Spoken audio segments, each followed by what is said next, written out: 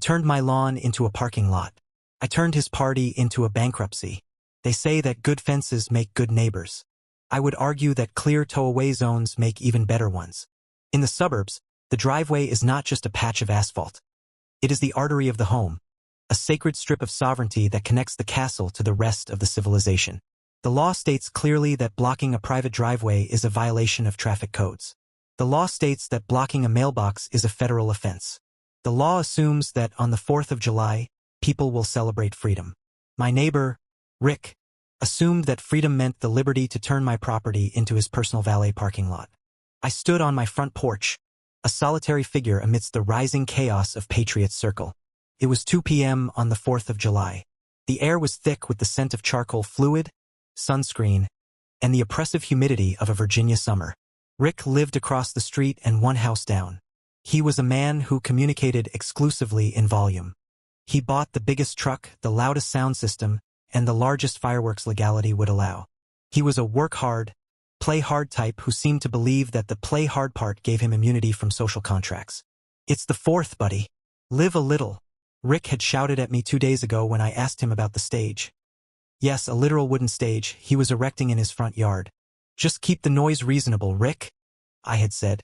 Reasonable? It's America's birthday, Dan. We're going big. And big they went. By 3 p.m., the guests had started to arrive. And by guests, I mean an invading army. Rick's house had a driveway that could fit 4 cars. He had invited 50 people. I watched from my living room window, sipping an iced tea, as the parking situation devolved from congested to lawless. First, they filled his driveway. Then, they filled the street in front of his house. Then, the spillover began. A white BMW X5 pulled up and parked directly across my driveway apron, blocking about 3 feet of my exit.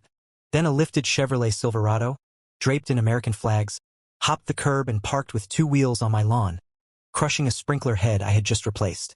Then a line of sedans formed a solid wall along the curb, boxing in my mailbox so tightly that the mail carrier, who usually came around 4 p.m., drove right past without stopping.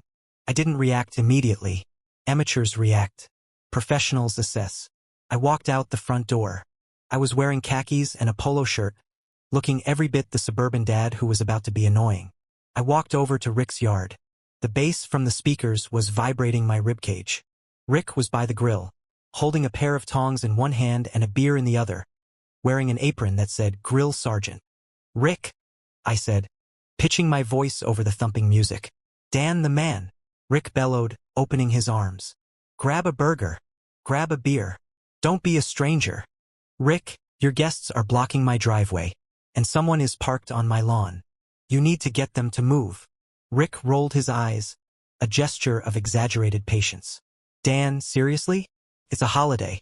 We're just having a good time. Nobody's leaving until after the fireworks anyway. You weren't planning on going anywhere, were you?" "That's not the point," I said. "Blocked is blocked. And the truck on my lawn is breaking my sprinkler." Rick laughed and clapped a hand on my shoulder. His palm was greasy. "Relax. I'll have Em move it tomorrow. If anything's broken, I'll throw you $20. Go back inside, put on some shorts and stop being a Karen. We're celebrating freedom." I looked at Rick. I looked at the line of cars. There were easily 15 vehicles illegally parked, blocking driveways, too close to the hydrant on the corner, and definitely trespassing on my grass. "Okay, Rick," I said. "I just wanted to ask you first." Yeah, ask away. Now scoot." I got ribs to flip. I walked back to my house. I didn't scoot. I didn't put on shorts. I went into my home office and picked up my phone. To understand what happened next, you have to understand my background. I spent 10 years managing logistics for a heavy equipment transport firm. I didn't just know truck drivers. I knew the owners. Specifically, I knew Sal. Sal owned Hook and Haul Recovery. Sal was a man who viewed an illegally parked car the way a shark views a wounded seal. He had a fleet of 10 trucks, a secure impound lot 5 miles away, and a heart made of cold, hard cash. "Sal, it's Dan. Danny boy. Happy 4th. You calling to wish me well? Or you got a problem?" "I have a gift for you, Sal. I'm looking at 15, maybe 16 units. High-end. BMWs, Mercedes, a couple of lifted trucks. All strictly illegal. Blocking driveways, blocking hydrants, parking on private turf without a permit. The line went silent for a second. I could hear Sal smiling. 15 units? In one spot. It's a bonanza, Sal. My neighbor thinks laws don't apply on holidays. They're all packed in tight.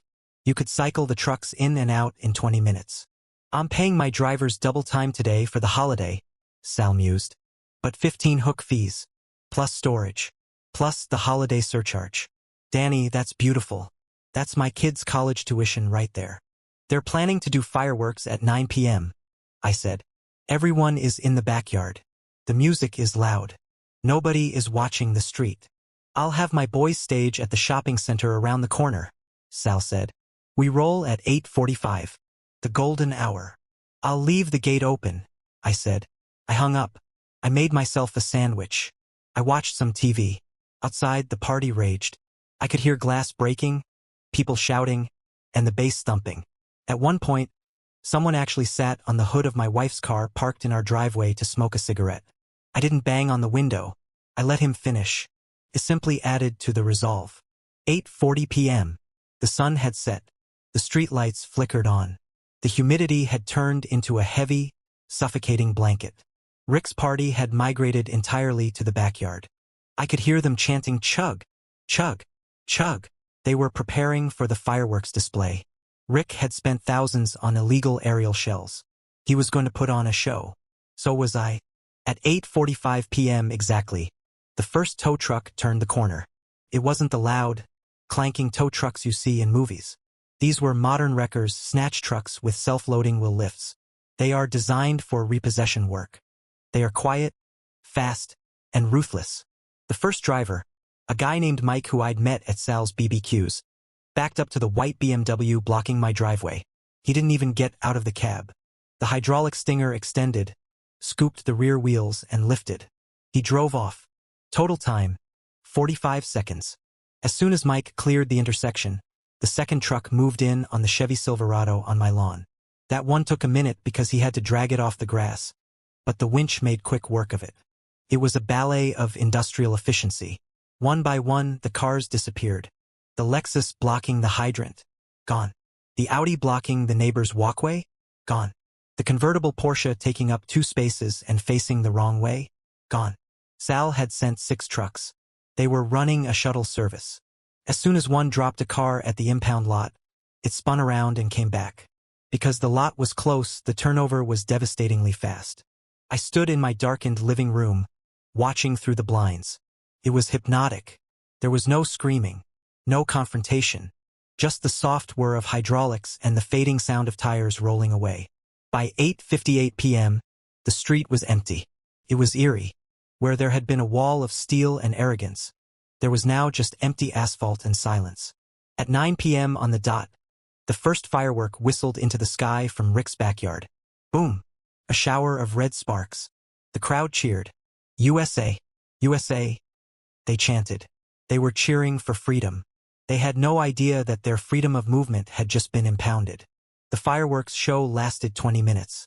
It was impressive, I'll admit. Rick had spared no expense. But as the grand finale faded, a massive gold willow that drifted down over the neighborhood. The smoke cleared, and the guests began to filter out toward the front yard. I cracked my window open just an inch. I wanted to hear this. The first voice was a woman's. High-pitched, confused. Wait, where's the X5? Then a man's voice. Deep, angry. Dude, I parked right here. I know I parked right here. I was next to the mailbox. Then the chorus of realization. My truck is gone. Did we get towed? There's no way. It's the 4th of July. Rick, come out here. Rick came stumbling out of the gate, holding a sparkler that had gone out. What's the problem? My car is gone, Rick. Jessica's car is gone. They're all gone. Rick looked at the empty street. He looked left. He looked right. He blinked. The color drained from his face, visible even under the orange glow of the street lamp. He looked like a man trying to solve a physics equation in a language he didn't speak. This is impossible, Rick stammered. Who creates a tow zone on a holiday? He looked at my house. He saw the dark windows. He marched over and pounded on my door. I waited 10 seconds. Then I opened it. I was holding a fresh cup of tea. Dan, did you see anything? Rick was frantic. The cars. They're all gone. Was it theft? A gang? No, Rick, I said calmly. It wasn't a gang. It was hook and haul recovery. You called them? He screamed. The veins in his neck were bulging. You called a tow truck on my guests? On the 4th of July. You blocked my driveway, Rick. And you parked on my lawn. And you blocked the hydrant. I told you to move them.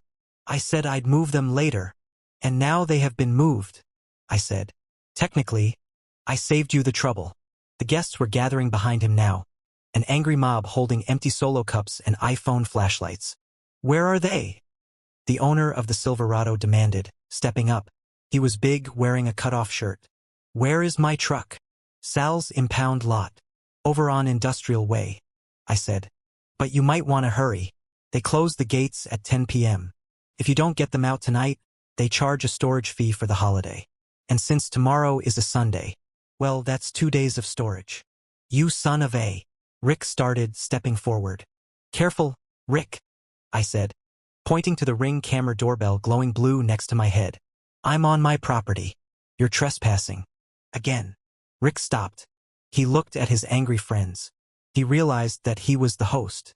He was the one who told them to park anywhere. He was the one responsible. How much? Rick asked, his voice shaking. Standard hook fee is $250. I recited from memory. Plus holiday surcharge, probably another $100. Plus the dolly fee for the all-wheel drive vehicles. You're looking at about $400 to $500 a car. Cash only. Sal doesn't do credit on holidays. 15 cars. That was roughly $7,000 in immediate fines.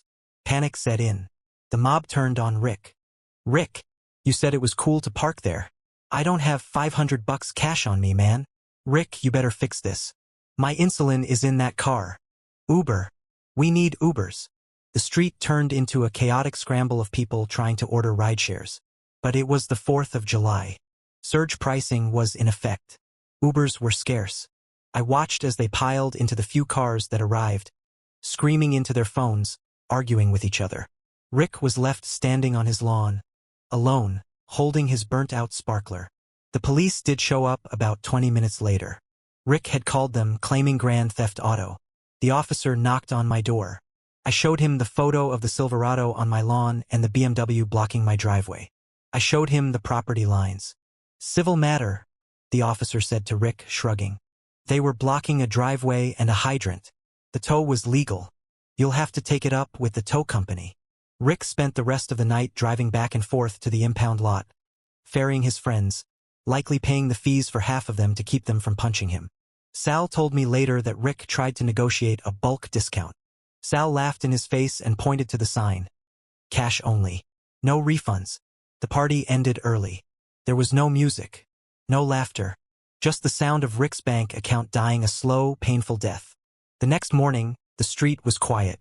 There were tire marks on the asphalt where the drags had happened. There was a crushed sprinkler head on my lawn. I went out to fix the sprinkler.